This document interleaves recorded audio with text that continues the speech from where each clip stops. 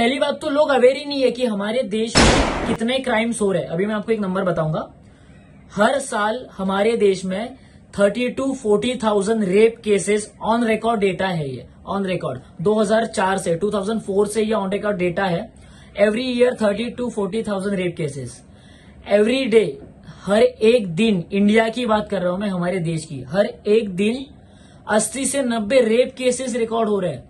ये छोटा नंबर नहीं है। साल में अगर आप सोचो 30-40 हजार, एक दिन में 80 से 90 रेप केसेस है और ये डेटा है ऑन रिकॉर्ड।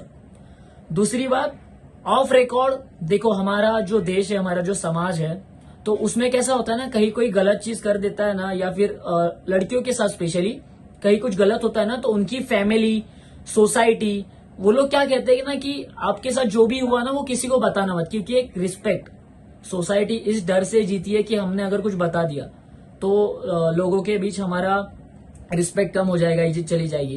बट हम लोग वो टाइम पे जो स्पेशली स्कूल में, कॉलेज में गर्ल्स, हम लोग वो बताते हैं कि देखो आपने कहीं कुछ गलत नहीं किया है, आपके साथ गलत हुआ है। तो जो रिस्पेक्ट आप बोलते हो कि पेरेंट्स अलाउ नहीं करते, ये नहीं करते, ये रुकना नहीं है। देखो आज आप चुप बैठोगे ना, कल किसी और के साथ ऐसा होगा। तो आपके साथ कभी भी आपको अगर लगे कुछ भी छोटी से छोटी चीज आपके साथ कोई गलत कर रहा है, गलत हो रहा है, आपको भले गलत तरीके से टच भी करना हो, तो भी आपको उसके लिए आवाज उठानी है। हमने हमारा एक जो कांटेक्ट नंबर है वो दिया है। दूसरी बात, हमने उनको कहा है कि देखो सबसे पहले ऐसा कुछ होता है तो किसी ऐसे पर्सन को आपको डिस्कस करना है, आपके टीचर हो, पेरेंट्स हो, कोई तो हो जो जिससे आप डिस्कस कर पाओ, ये प्रॉब्लम सॉल्व कर पाओ। तो सेकंड कंसर्न ऐसा है कि हम लोग उनको बोलते हैं कि आप शांत चुप मत बैठो, क्योंकि आज तक लोग चुप बैठे तो वो उस रीजन की वजह से बाकी लोग के साथ ये सब होता जा रहा है। अगर वही टाइम पे हम लोग एक्शन लेना तो ये सब रुक जाएगा।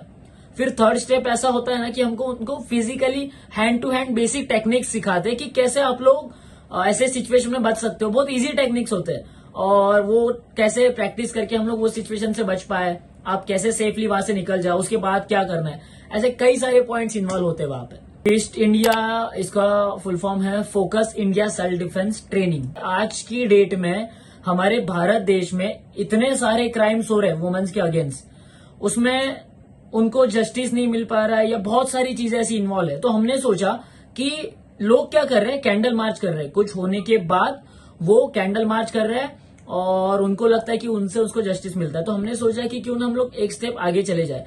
तो हमने ऐसा, ये हमारा इंटेंशन इतना ही है कि कोई भी क्राइम होने से पहले अगर हम लोग वो रोक पाए ना, तो वहां पे हम लोग कहीं ना कहीं थोड़ा बहुत सक्सेस हो सकते हैं। तो बेसिकली ये focus India self defence training उसके लिए था।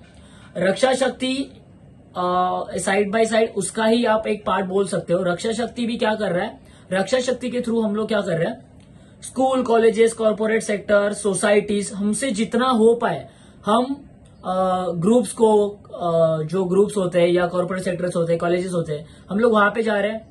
सबसे पहले हम लोग एक अवेयरनेस प्रोग्राम है, हमारी जो टीम है वो आपको एक अवेयरनेस प्रोग्राम, मतलब कि आज की डेट में हमको जानना जरूरी है। अगर हम भारत देश में रहते हैं ना, तो हमको पता होना चाहिए कि हमारे देश में क्या सही क्या गलत हो रहा है।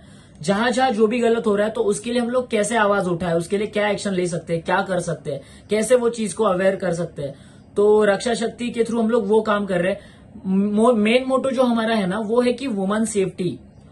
कई सारे ऐसे इंसिडेंट्स हो रहे, होते आ रहे, वो रुक नहीं पा रहे। तो हमारा मेन कंसर्न वही है कि वुमेन सेफ्टी के ऊपर काम करें, हम लोगों को पहले ही अवेयर करें और पहले ही बता पाए कि आपको ऐसे अलर्ट रहना है, आपको ये चीजें करनी है, ताकि हम सेफ रह सके। एज अ टीम काम कर रहे हैं हम लोग, as a team, as a society को लेके, सोसाइटी के जो सोशल इश्यूज जो थे, जो भी वुमेन सेफ्टी या स्पोर्ट्स को लेके जो भी था, तो हम लोग अभी एज अ टीम काम कर रहे हैं। हम लोग की अभी काफी अच्छी टीम हो गई है। एज अ टीम हम लोग ने काफी अच्छे से ग्रो किया है, अच्छे स्टेजेस आ गए, अच्छे प्लेटफॉर्म्स है। हम लोग नेशनल इंटरनेशनल इवेंट्स कर रहे हैं और कई सारी ऐसी चीजें हैं ना जो टीम की वजह से एक हेल्पफुल रहा है हमारे लिए। तो जैसे कि मैंने एक वुमेन सेफ्टी के ऊपर ट्रेनिंग देना स्टार्ट किया था, वर्कशॉप लेने स्टार्ट किए थे, तब मुझे समझा कि ये अकेले के बस की बात नहीं है। हमारे देश में जो यूथ है ना वो बहुत ज्यादा है, उनमें बहुत सारा पोटेंशियल है। तो मैंने ऐसा सोचा कि एक यूथ की टीम बनाई जाए जो ये सीरियसनेस को समझे, ये प्रॉब्लम्स को समझे कि कैसे एक यूथ देश को ग्रो करने में हेल्प कर सकता है।